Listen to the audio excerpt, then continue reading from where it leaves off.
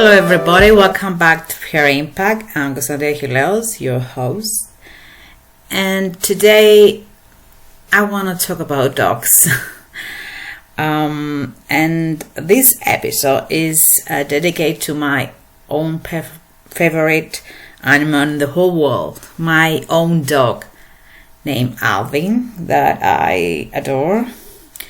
So Alvin was with me about 11 years now, and he's with me when he was just 6 weeks old, so he was very, very young. And I want to dedicate this episode to him as a love letter, as a love episode, whatever you want to call it, because he's incredible. He's a really incredible animal. I do love him and he loves me. And I want to give a little bit back to him, which of course he will not know what a podcast episode is. But for me, it makes a lot of sense. And it's important for him to have an episode here. So let's talk about dogs and the science behind it. I don't know if you have a dog or how much do you know about dogs. But let's say they are incredible beings. We actually using, in a way, dogs for hundreds years. We use them for hunting, and as guide dogs, we use it now. Companions, as companions, or for some medical issues, some people they use them. And I know the word used is bad, but we are breeding them to be used in a way with us, and it's about word use, but that's actually what it is.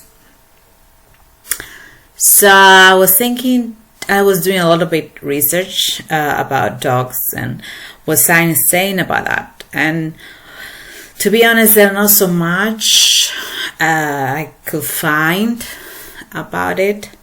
But I did manage to find these 9 facts on Science Focus. And where there are really surprising facts. I didn't know most of them, and they were a huge surprise. So let's start with the first one. So actually your pup may be much older than you think. And this is about the age of your dog in according to our age. So they say it's about 7 years every 1 year of the dog. Is 7 human years, which is, as science says, is really bullshit, to be honest.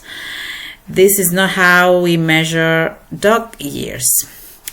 In fact, the 2-3 first years of the dog is when he or she reach middle age. So things are much more different than we think. So by the time they are 3, they're close to a 90-year-old man. And then as they become, older and older with the years, they tend to age more slowly than humans later in life, which is really surprising. So you have, if you have a 3-year-old dog, is about 50 now, and that's it. But the thing is that when he tend to go until about 10 years old, it's about 68, as they saw in the article, which is really nice. And I think aging is a bit of a sad for every dog, owner or dog family member we have, because we don't want them to, get older and just have them less time that we would like them to have, which is very difficult. I mean, I have an 11-year-old and I still struggle every single year, because he becomes older and closer to what inevitably will happen in the future. So let's go to the next point, the next discovery science have done, and just forget about the aging. So let's say that actually dogs go through, they have teenager years, which didn't know about that, which is very difficult because you cannot train them. It's very difficult. They're not trainable. The trainability is not high in those dogs. And it's a very vulnerable time for dogs, as they say, especially when they're at home at this age, which is about 5 to 8 months. Very young dogs, still 5 to 8. It's very difficult to train them at those age. And when they reach 8 months, they enter adolescence. So they tend to ignore commands that time, and their relation with their caregivers are more difficult. The expert also found that female dogs were more likely to reach puberty earlier if they had insecure attachments. They have higher levels of attention seeking, separating anxiety to their owners. So it's tough. Puberty for animals, and animal dogs are tough. A study leader, Dr. Lucy Ansher, as they call her, he says that it's very important for owners to don't punish their dogs for disobedience at those times, or start to pull away from them emotionally at this time. So it's very difficult for dogs this time. So we have to be, to show compassion and, patience at those times. It's like, have a teenager. So you have to be patient. So let's go to the next discovery we found about dogs. So they do really understand what we're saying them. Yep, they do. So when you call them clever boys, or talk to them about your day. I mean, I'm doing that daily. Or talk to him about everything in my life. So it's actually he understands, which is a surprise. So many dog owners who talk to their dogs, we think that they understand us, but we are actually right. The science says, woohoo! So a study in Emory University found out that dogs have a very basic understanding of words and are able to distinguish words they have heard before from those they haven't. So if they are hearing the same word over and over, they understand them, which just makes sense. I mean, you call him, it's his name or her name all the time, they understand, they come when you call them. So that applies for every word. They found out there was more activation in the auditory regions of the dog's brains. So it's about their brains, the understanding of the words. So they sensed that their owners wanted them to understand what they were saying, and were trying to do so. Oh, so cute. Oh my God, they're trying to understand us instead of we trying to understand them. So we should also make a little bit of effort about our friends. They're our best friends, the dogs. Another point in science about dogs is our dogs recognize our voice. So they can identify when somebody new is speaking, or when they are saying a new word. As we do, we recognize who is speaking by the voice. They can also do that too. They can recognize the same words spoken by different people. Wow, That's really surprised about dogs. There is these studies in the University of Sussex looked at whether domestic dogs could also spontaneously recognize the same word when spoken by different people, including the people we are unfamiliar with, and they filmed their reaction to the words. And some words were even similar to each other. And they seem to recognize that. The dogs in the study were recorded hearing the same words said by different speakers. According to the studies published in biology letters, they were able to listen to different people saying the same word and recognizing the same word, ignoring the difference between the speakers. So they understand the word, even different people are speaking it.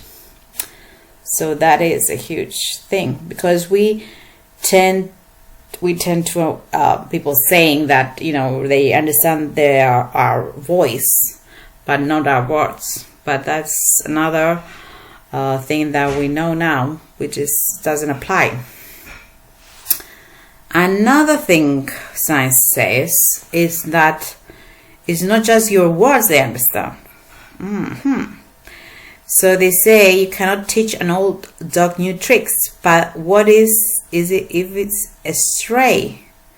Scientists have examined whether the ability of a man's best friend to follow command is innate or exclusively learned through training.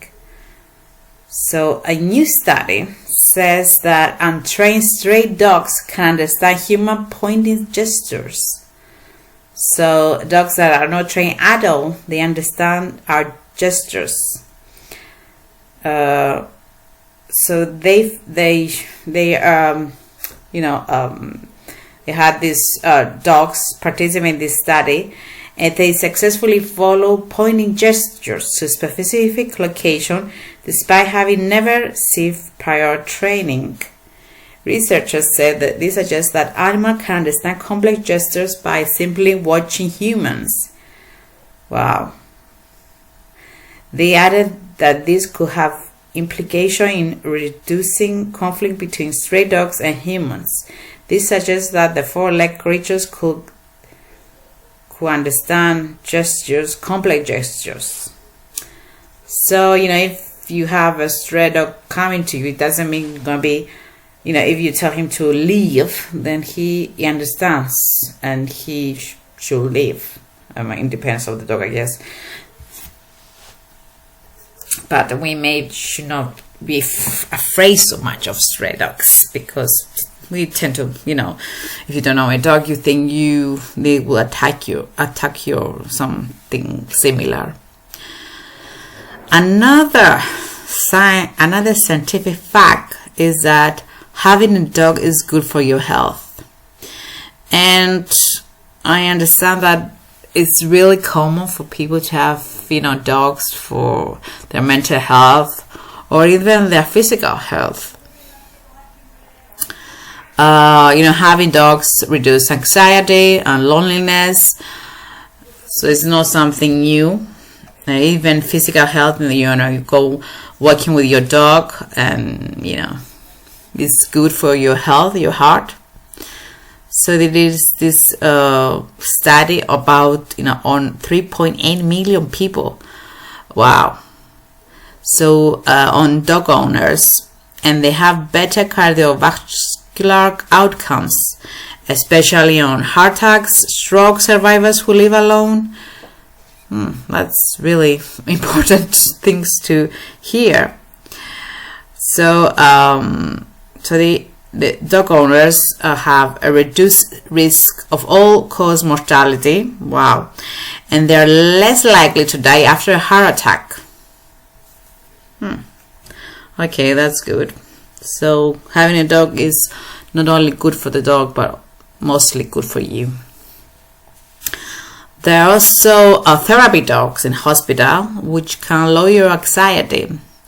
I think we have seen a lot of videos about this, petting dogs or cats in hospitals, in, elderly houses that have elderly people living. So it helps them a lot on their anxiety, their loneliness, even children. So they have these stress reducing effects of therapy dogs, and some hospitals have them for people that are recovering from surgery. So it's really useful for the patients. It lowers their heart rate, the blood pressure, increase the production of dopamine, as they call it, a feeling of pleasure and well-being. So dogs are really amazing. And they did this study, as they call it, for patient 124 patient meeting a dog called Murphy for about 10 to 30 minutes. Some people they suffer from physiatric issues, from chronic pain, cardiac issues, and then they filled out a questionnaire about meeting Murphy. Well, that's a really beautiful study to do. And they all say that they felt better as a result of the meeting. They feel happier and calmer. And, well, that's really good for patients. Very useful. Even as a medical professional, dogs can be trained. They can be guides for blind people, as we know. A lot of blind people do have them. Even, people that have diabetes, or seizures. Some people suffer from seizures, and there are dogs helping them. So, some people, they have allergies or Addison disease, Parkinson's disease, all different kind of diseases that dogs can actually help. Dogs also actually can sniff some diseases, and there are some proof of that, which so I'm not sure about that. I mean, if a dog can actually sniff a disease, they say that can sniff even understand cancer somewhere else. I read about it, but I think it's actually debatable. And let's say about the final point on this really interesting article on Science Focus is about their noses. And I read about a lot about their noses, and you need to keep them dry because it's very important for them too. They did a lot of things with their nose, and if their nose is cold, is a very good reason about that. So so they did a study about their nose. So some people know that it's related about their body temperature. So we know that they don't sweat, and all the heat comes from their noses. But now researchers reveal it is because dogs' noses serve as ultra-sensitive heat detectors. So they detect heat. A team of researchers from Sweden and Hungary found when the ambient temperature is 30 degrees Celsius, a dog's rhinarium, the bare end point of the nose, is some 5 degrees cooler of the outside temperature. If it's very hot, but if its outside temperature is about 0, the dog nose will be around 8 degrees. So, so it makes a little bit sense about, the sweat thing. But not only that, but it is too cold, then the nose is higher temperature. So it actually regulates the temperature and keeps it warm, the cold, and cooler in the summer. So they understand this difference, between them, suggests that the nose serves as a sensor function, and this hypothesis has been proven correct. The study shows a dog's nose can detect often very faint heat sources, such as the presence of a small mammal. Okay. So other studies say that they have these 3 dogs, and they train them to identify which of 2 identical 4-inch wide objects has been heated to around 12 degrees warmer than the room temperature. And obviously and apparently the dogs have done that. So I didn't know about the dogs' noses, but that is a big surprise. And I mean that they have do a lot of research about dogs. Not so much I would like to, because I believe that they're incredible, animals. They are best friends. I think most people can identify to that. Some people, they like cats more. Everybody they can love whatever they want. But as I said, this episode is about Alvin, my dog. Is an episode dedicated to him and his breed, and all the dogs in the world that keep us happy, keep us healthy, as it seems, mentally and physically. They show us love, and they show us companion. They have so many things that they offering us every single day. And well, this is the end of her impact episode about Alvin and all the dogs of the world. Just keep your dogs close and show him some love tonight, because he or she deserve everything. All the trees of the world, let's say. So thank you for being with me with another episode of Her Impact. Make sense your superpower, and I will see you next time.